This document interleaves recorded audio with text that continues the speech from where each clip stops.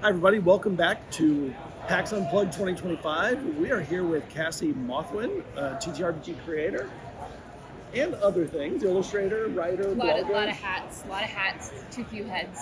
Yes. Do you actually prefer TTRPGs over all the other things, illustration, writing, all that, or are they just one thing to you? They're like one thing to me. If I'm playing a game, I'm usually drawing my character or a friend's character. If I'm writing a game, it's all one thing. And I think that's why I've stayed in this industry so long, is because I get to dabble in so many different things. You made an interesting comment on one of your videos that you secretly don't know anything about games before 2018. Yeah. Is that still the case? I think it's still pretty much the case.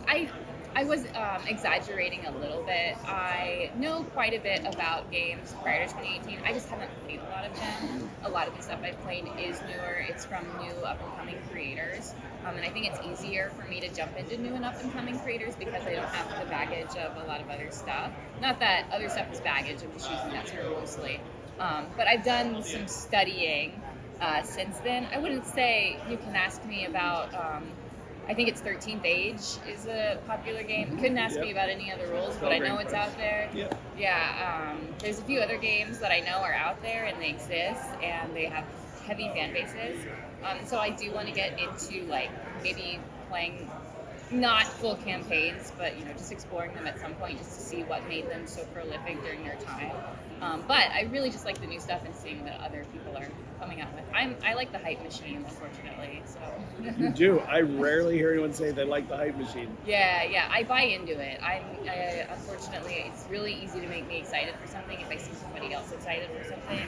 So I just like the energy of like, here's a new release, here's what it's doing that's brand new, or here's the twist that it's adding onto stuff that we haven't seen before.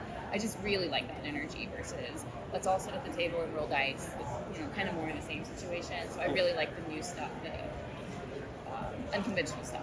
When you speaking of sitting at the table playing games, do you play long campaigns, or is everything that you play tends to be shorter or one shots, or?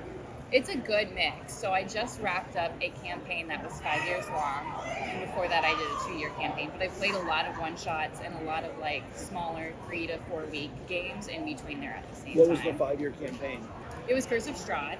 And it was very tight-knit with a few friends of mine. We're just very close. And we played more the story than we focused on the system. So Curse of Strahd is for D&D 5e. I'm sure people are familiar with just in case.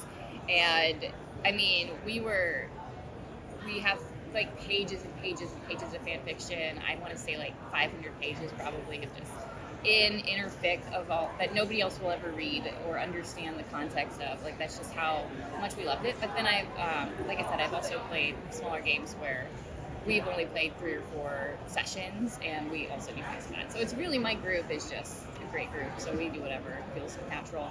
Do you play your own games after you publish them? No. It's just funny.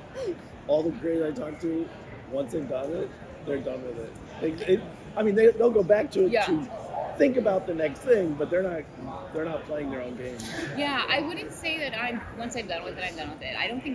I think right after I release it, 100% that's true. But I'm working on, so a lot of the games I release are solo games or 2-player games, just because I tend to GM a lot, or sometimes only my spouse and I can play a game, so I really like games that kind of work in that scenario. So I'm working on a sequel to I'm working on a sequel to 2 games. It's one sequel for both games. And so I had to go back and read through the other games, Tangled Blessings, which is my Dark Academia college game, and then Carved by the Garden, which is my folk horror game. I had to go back and read through them, and I actually, I didn't play like a character through them, but I read all the way through them, and I was like, I'm really proud of this, and I feel really good about this. I'm really happy this is out there, and I made this. So I wouldn't say I'm done with it in the sense of, oh, I can't play it. It's more so I can't really be surprised, because when you're in it, you're constantly thinking about it, and it's nonstop. Like, I feel like I've played essentially like 10 games of my games just because of all the steps of creation and playtesting that goes into it. But I'm not done thinking about them, if that makes sense. Right. Yeah. No, that totally makes sense. Creators don't stop their creation once it's in a tangible form. It just becomes another thing that they're kind of in their brain. Yeah. It often leads to other things too. Yeah. One thing you do that I think is interesting is you blog and review other people's games, and you put them on YouTube also. And I think on TikTok some too. Yeah, a little. When you're doing that, do you find inspiration from those games, or is it just reviewing? Like, are there things you're like, oh my god, that's... Yeah, that's actually why I started doing it, because I needed to do my homework. I feel like if you want to be in a space and you want to create in that space, you really need to pay attention to what's going on around you. I think that's just the respectful thing to do. Just pay attention to your peers. Why should anybody pay attention to you if you're not out there and giving back to the community? Giving back can be there in different forms. I just found that I buy a lot of these games and I don't have time to play all of them.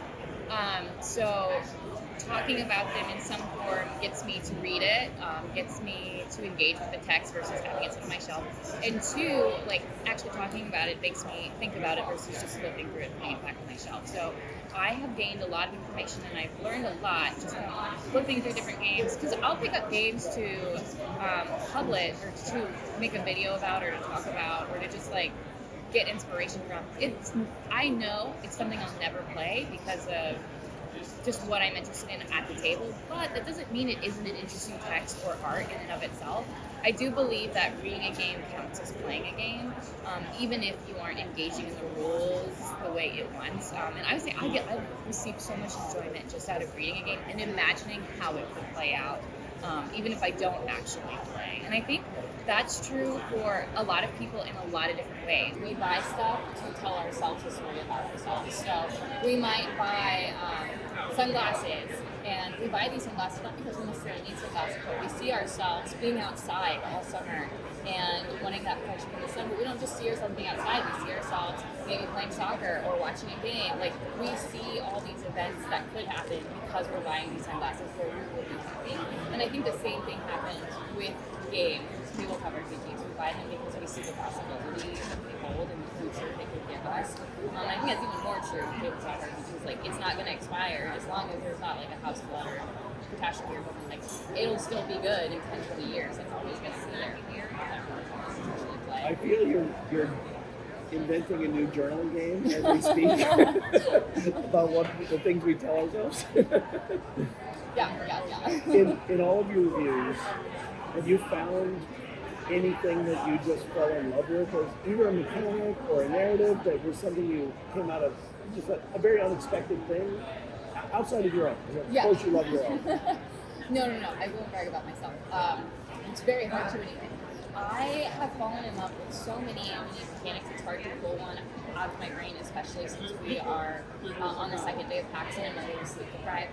But the one that jumped into my brain that everybody knows about already is going to be clocks from Blaze in the Dark. I just think clocks are a really cool and intuitive tool that can be thrown in any game, any situation. They don't even have to be round. They can just be like a bar that you fill in. I think the way they illustrate time progressing without a timer are just so fun and a great way to collaborate with players because they can see the clock going up or going backwards depending on how things flow. I think they're just one of the coolest things to have in your toolkit as a GM out there. Even as a player, you can build your own clock and say, hey GM, when these certain things happen, I think my character is gonna like have a moment and share that with the party. There's just such a cool tool. Yeah. When you create, do you do all your own illustration? I do a lot of it. I don't do all of my own illustration. It was hard for me to get to that point where I could start inviting other people. Mostly, I started out, so my first couple projects is all me. And that was because of budget. Mostly, I was like, this is just mostly an art project. No one's going to buy it, no one's going to read it, no one's going to see it. I'm just going to do everything for it.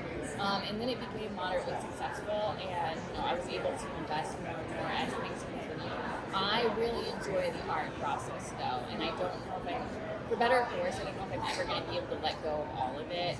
I think I'm always going to do some of it. That said, I have worked with photographers, illustrators, I don't think I think I've done all my own layout so far. I think I got some consultation from a layout artist at one point just for help with a few things in Affinity, but mostly it's all been me. And part of that is control. The other part of that is timing. When you're working with other people, you have to be cognizant of their schedules, and they aren't going to make your thing the most important thing in their life, like you will. So it's so hard for me to be like, yeah, take 3 months to do this thing when I know I could do something in a week. Now, could I do it at their level or as good as them? Probably not. But could I do it in a week and be happy and be able to check it off my list and go to the next thing? Maybe. So that's something I really struggle with because I just like to move really fast. I have ADHD, so if I can't get the thing done, I feel like my life is over. Does that make sense? Yes. For everybody that has ADHD, they will be like, yes, exactly. The world's too slow. Yes, it's urgent. It has to be right now. If it doesn't get done right now, it'll never get done right now, and the world will end, and everything will rush forward. So that's how I feel. So, one of your newer games, which I find fascinating and fun, is your sticker book games. Oh yeah, the sticker game. It's so unlike the aesthetic of everything else you did before it. Yeah. You want to explain it? Because it needs an explanation. It's so hard to explain. I still don't quite have an elevator pitch for it. It is a solo journaling audio drama in which instead of like traditional journaling, you use your stickers to journal. So if you're someone like me who goes to a convention and you buy a lot of stickers, or you just tend to have collected a lot of stickers over time and they're too important to use on anything because you don't want them to break or fall apart, that's what the sticker game. I developed the sticker game. I have so many like that. That's exactly why I developed the sticker game, so I could come up with a worthy place to put these stickers. And what's great is once you finish the game, you have an artifact of the game. Like it takes up pretty much a whole notebook. A small like field notebook. But basically, you take on the role of yourself in another universe. And in this other universe, this version of yourself is obsessed with using stickers. And you take control of them for a while using your stickers to influence their decisions. But what happens is they fall into a third universe inside your notebook. So you influence them traveling through your notebook with your stickers. But it's really a game about self-exploration through stickers. So you're going to be asking yourself, like, what is your greatest fear? Like, what is your darkest secret? And I don't want to give away how it ends, but people come up to me after the game and they're like, this was such an experience I never expected, because it sounds silly, but really at the end of it, you come away with, like, one, an artifact of memories, and two, like, just kind of a deeper, I don't want to take my own time to say deeper understanding, but everyone has said, like, it's impossible to explain the feeling, that you get when you walk away from this game. So yeah, I encourage everybody to check it out. It's one of few words, so. Your horror games, they have an aesthetic, a certain aesthetic.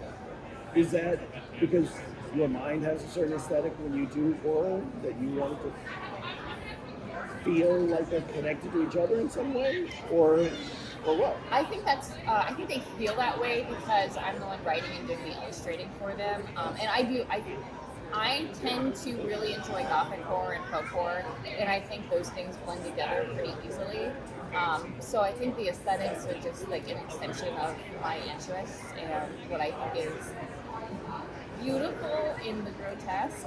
That said, I think horror is so flexible and fluid. There's so much you can do with it. I wouldn't say anything I do from a horror standpoint and the genre or its aesthetic is intentional. It's just a byproduct of my skill level.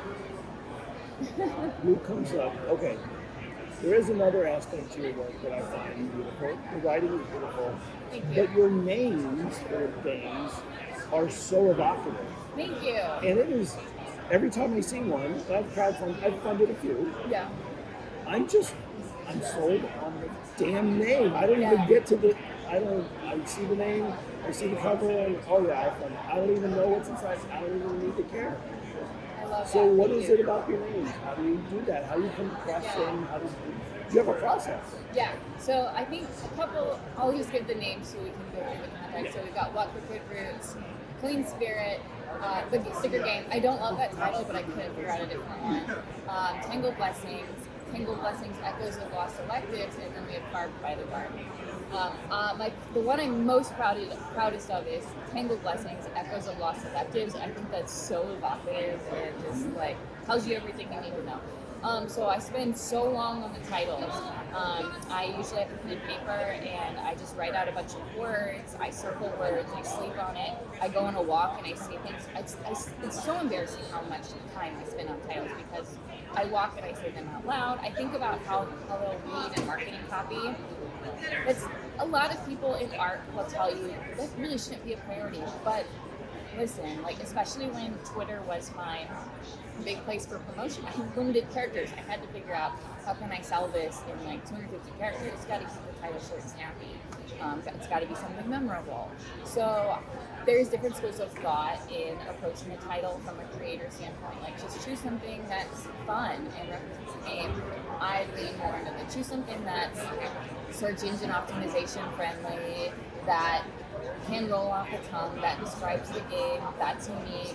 And I think that's kind of contributed a little bit to my success. As you said, you were like, oh, I'm funding that based on the title and the cover alone.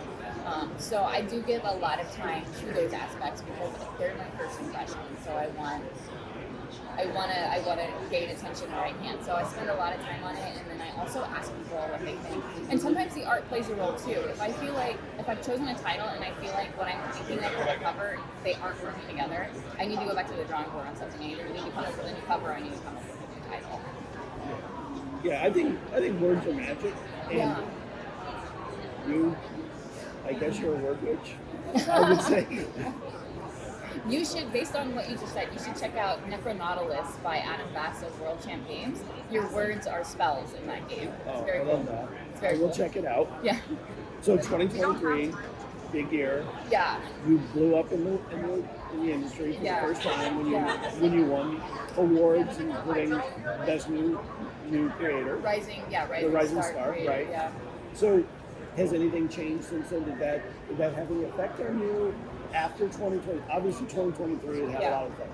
After that, anything, did it feel like the effect carried or It definitely carried a little bit. I had a lot of publishers reach out to me wanting to work with me, and I kind of discovered I don't think I work because this is like my hobby. This isn't my full-time job. I still have like a 50-hour work week where I do a full-time job. So working with publishers where they have their own deadlines, and sometimes I just want to log off the internet for 2 weeks, and that's just not something that if I'm working with a bigger publisher I can really do. I had to come to a reckoning with myself in 2023, and I felt like I needed to make a decision. Do I go full-time into this, or do I stay at my full-time job? And I decided to stay with where the economy felt like it was going and where the world was going. I actually got a new job, and that kept me even more busy, so I was so tired when I got home from work. 2024 really slowed down for me, and I had some health conditions come up. So I think I could have rode the wave a little bit better, but in the end, I mostly want this to stay a fun and cathartic hobby. I don't want to get stuck in super stress burnout mode. So it helped a little, but I didn't really follow through with it. It's totally fine with me. And I just kind of more want to stay in that. Here's the thing. This is kind of off topic, but like when you start a Kickstarter, you have a certain threshold, or a crowdfunding page, you have a certain threshold you want to reach, right? And maybe if you blow past that a little bit, that's great. My fear has always been blowing up too much, and suddenly I can't handle sending my product out. I can't handle messaging people when things go, like, if 100 books get lost in the mail out of 10,000, that's a huge workload for me, or I have to work with it. Just once you reach a certain threshold, it becomes really complicated really fast, and it was starting to get really complicated. So reining things in, pulling them back, I just like it more as a hobby and just exploring art versus I need to make this as profitable as possible. Nice. So you crowdfund all of your products now? No, I crowdfunded 3 because I knew they would crowdfund well, but I have 2 things coming in 2026, and I forgot what year we were in. In 2026, I know they won't crowdfund well. I don't think the world right now is great for crowdfunding, so I don't even want to try. I'm gonna do casual releases on my website. I might do a pre-order, but I haven't spent like crazy for my previous crowdfunding projects, so there's potential there. I can just funnel money to print these, but I don't think they're gonna sell really well. It's mostly for like the hardcore fans, which fine with me. As I said, this is more of a hobby. It's not something that I need to do to survive, which allows me a certain amount of failure, right? Like my freedom. Yeah, I'm not fighting for survival, which I think I acted like I was for a little bit. That's not to say like I still have student loan debt and I still have rent. So this does help make me more comfortable in that aspect. But if this falls through, I still have a job, so it's not, at least right now. So at least it's not. I'm gonna starve if this game isn't fun. So I don't. I was homeless when I was younger, so I don't think I can. That's another thing that played into me making the decision: like, do I stay at my job or do I take a risk? Just like I've taken risks. I'm ready to be a little comfortable. So. How do you publish? What's your publish? Do you self-publish? Yeah, I self-publish. Yeah, all the way. So it's all printed before you handle the printing. You pay for the printing before you ship product. Yep. I don't print it in my house. I have a couple printers. I have one that's local in St. Louis, and then for bigger projects, I use Mixum, which is like the standard for people in the industry. I toured a ton of facilities before I decided on my printers because I did not want to go. I strive to be the thorn in the side of everyone I meet, and just they tell me everybody does this, and then I want to do something different. But I toured, I met with, I interviewed a ton of different printers, and Mixum was like, from a production value and a cost standpoint, they're the best in the business. I haven't found anybody else that matches them in cost and quality. But then for smaller projects, my local printer. And that's my big tip that I received was, hey, if you can work locally, build a relationship with your printer. And I was like, I'm an introvert. I'm never going to build a relationship. But I still went to local printers, did some local projects. And now the printer, the person that I work with, is like one of my good friends. So you built a relationship with your printer? I did. If I need to print something but I can't make it in, he'll run it by my apartment and drop it off. Like, doesn't charge me extra. If he messes up printing, he just it's not. I'm like, hey, I think these aren't quite right. He'll just reprint them all. It's like not even. I don't have to argue. I don't have to provide proof. He just believes me. So that's been a wonderful thing. I was so scared. Scared isn't the right word, but I was like, it'll just never happen. I'm not good at this whole thing. I'm not good at making friends. But yeah, it just happened. So I encourage local printers for smaller projects. And when I say smaller, I mean like 40 pages or less. The bigger projects, you got to do perfect bound, which a lot of local printers just can't handle on a cost-friendly basis for us. But yeah, so I bought a bunch of ISBNs when I first started. That was so expensive. I don't know if people pay attention to the ISBN cost, but they're owned by one company, Thank You America, and they jack up the prices. So I think 100 ISBNs was like $200, which for me, as someone who hadn't done anything yet, felt like crazy money. But now I still have 80 left, so it'll last me the rest of my life. Outside the industry, that's a negligible cost. In this industry, it is a huge cost for small creators. It's especially if you haven't made anything yet. It's I don't know if I want to invest in this. And you can buy 10 at a time, but I knew I was going to need more than that. If you want retailers to sell your stuff, it has to have an ISBN number on it. If you change it or release a different edition, it has to have a new ISBN number on it. Your ebook versus your physical copy, they have to have two different ISBNs. So there's we need a ton of ISBNs. So back to my publishing process, write the dang thing, get a print proof of it, never order your full stock without getting a print proof first. Review that, see how it looks, make sure all the page numbers match up with. And they're not on the inside or the should be the outside. Exactly. I've been printing my whole life, I know. Yeah, and then I ordered the big shebang and get started. If someone is crowdfunding, the first thing I will probably do is get a thermal printer. I just met with someone who they did 2 crowdfunding projects before they finally invested in one. I was like, you should have had that in your budget. Kickstarter number 1, that's part of your funding goals, because it was mine. And I learned that from Stan Lee, who did Anabesis. That was some of the advice she gave me. But yeah, that's pretty much it. It's bulk printing is where you So just do your distribution? I do my distribution out of my one-bedroom apartment. Another concern for starters. Yeah. So that's another word. If we blew up, that would be a problem. So I have had to get a storage unit, and that felt scary to do. Like every time I do something different, it's like kind of feels like, oh, I have a warehouse now, right? Like, it's scary to like be committed to a storage unit, but it's also gratifying. Like my storage unit is the cost of like 3 books. So if I sell 3 books a month, the storage unit's covered. So every time somebody orders directly from me, I'm hugely grateful because that's a month I don't have to really worry about the storage unit. And then for retailer distribution, mostly that goes through IPR, Indie Press Publication, and they're great, fantastic company. Do all of these production processes, are they why you do things in size instead of a bigger, heavier books? Yeah.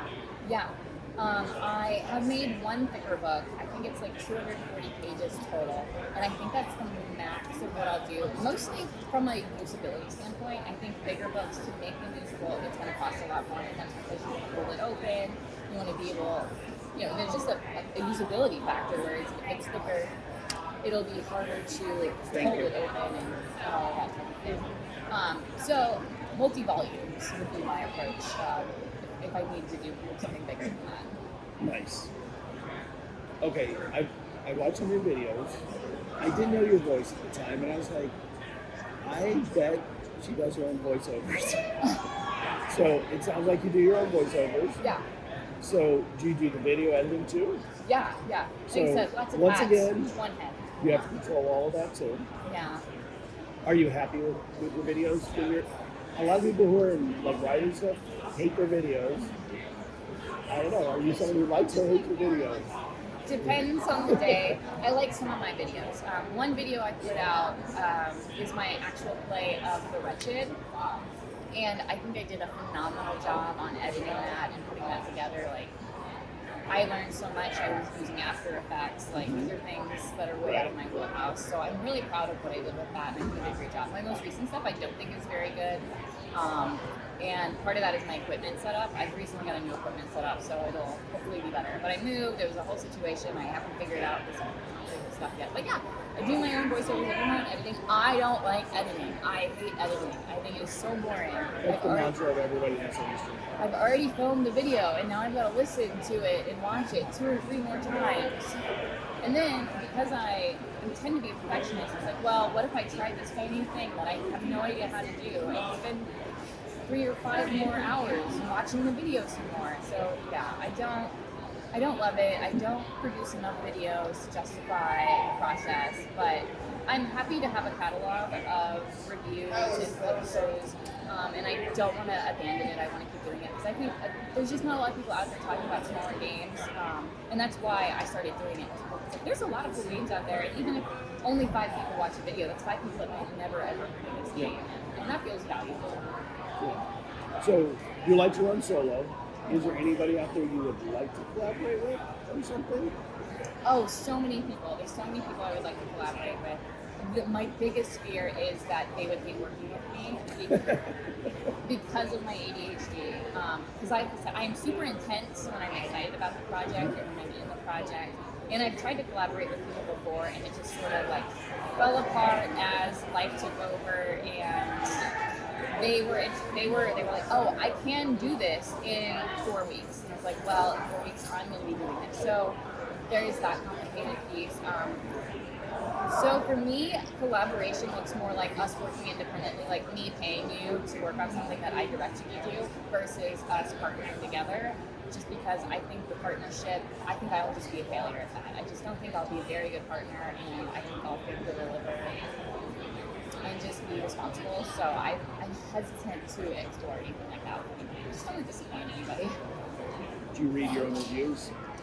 I try not to be completely honest. I mean, if people review my stuff on TTRPG or Itch, like, there's something I can do. I get, like, a notification that, hey, a new review has been posted, or, hey, yeah, I just get a notification. I don't love being tagged in reviews. If they're positive, that's that's fine, I'll reblog it or whatever, but like if I tag them a negative review, that's really frustrating because I don't want to engage with it.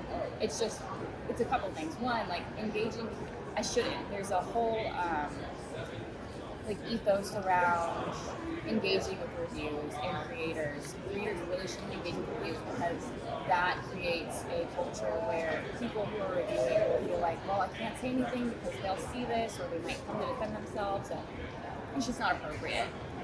But also, it makes me feel bad. I don't want to feel bad. Like, I'm already doing something in my spare time. I do a lot of this. I'm completely underpaid, right? Like, I don't get paid for all the things I do. I just, like, hope and wish a lot of the time. So it sucks when you put something out there that you poured a lot of time into, a lot of money into, you barely have anything to show for it. And someone's like, you know what? This sucks, and it's not very good, and there are other games that do it better. It's like, man, I didn't want to be tagged in that. Totally fine to have that opinion, and I see where you're coming from, but I didn't have to know. I'm glad you're telling other people, because I don't want people who aren't going to like my stuff to buy it. Like, at the end of the day, I want to make people happy, and I know I have an audience out there, and it's not you, and that's fine.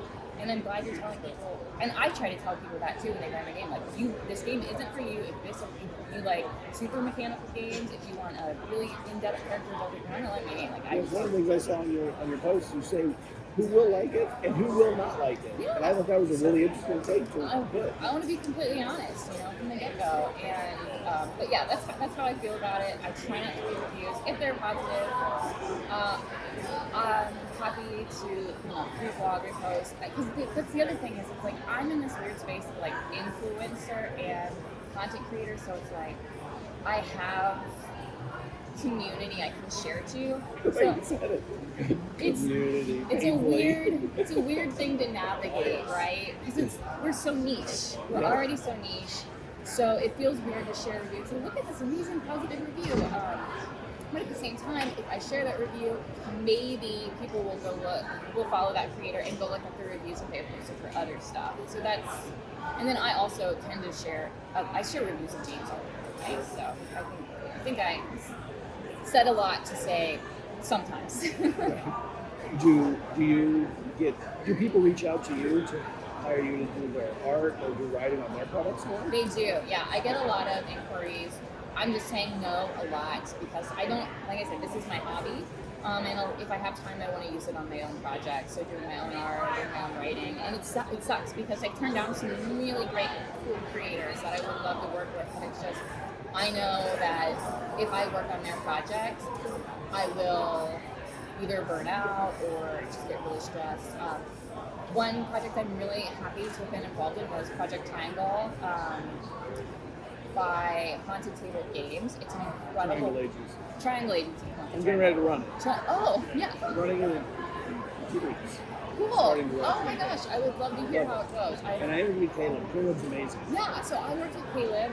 Caleb was amazing. Will Yopes edited my section. I wrote a section in like the Adventures book, the Vaults, and it was such a fun, great experience. But I learned a lot in that process about how long it takes, the kind of back and forth, and it required a lot of my time that I just didn't think would be there, and it took a lot of time away from projects I wanted to work on. I'm so glad I did it, and I'm so happy to have worked with Caleb and Will. It was such a rewarding experience that I learned a lot from, and I just don't know if I can do it again without being full-time in this. So what's next for you? Yeah, I'm keeping it low-key. I had a really bad year in my personal life this year, just lost a lot of people. The last Kickstarter we fulfilled from the hospital room. Stuff. So 2026, my goal is to release 2 things. And they're very small, very chill. Probably just release them through my website. I doubt they'll be available at retailers or anything like that. But yeah, just keeping it low-key, and then maybe 2027 getting back out in the convention circuit from a vendor standpoint and actually like engaging more with the community. So I got a new job in 2024 as well. In 2025, I've still been kind of like situated with that. So yeah, we'll hopefully some little things in 2026 or in the future, and then we'll see what happens from there. All right. Well, thank you for taking a few minutes to talk. I had a lot of questions, and you're a great answerer of questions, so I appreciate that. Yeah, of course. I love a ramble. You want to tell everybody where they can find you and your games? Oh, sure. So I'm Cassie Mothwin. You can find more about me at www.cassiemothwin.com. My shop is mothwin.com. I hang out on Blue Sky, where I yell about silly stuff a lot, at cassie@mothwin.com. And I'm everywhere else probably yelling about something silly like Silly 5000. Right. Thank you, and we'll see you at the next one. Thanks so much. Take Bye. care. Bye.